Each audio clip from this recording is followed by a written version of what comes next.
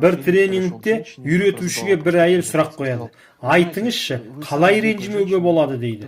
Үйретуші қасына келіп, сіз сабақтарымда көрген ең ақымақ адамсыз дейді. Бұған әйел қатты ренжіп қалады. Сонда асықпаңыз, тоқтай тұрыңыз, қазір тағы бір нәрсе айтам дейді. Сіздің шашыңыз жап-жасыл жараспайды дейді. Сонда әлгі әйел күліп жіберіп, ақымақсыз ба? Қайдағы жасыл? Мен саршаштымын ғой дейді. Таң қалам. Ал енді қараңыз. Мен біріншісінде де, екіншісінде де жоқ нәрсені айтып едім. Сіз біріншісіне ғана реніш білдірдіңіз. Неге?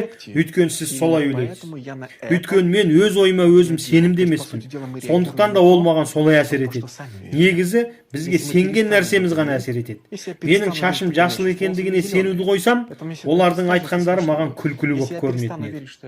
Мен өзімнің ақымақ екендігіме сенуді қойсам, елдің сен ақымақсың деген сөзі әсер етпейтін еді. Қызық-ай, оны неге сүйеніп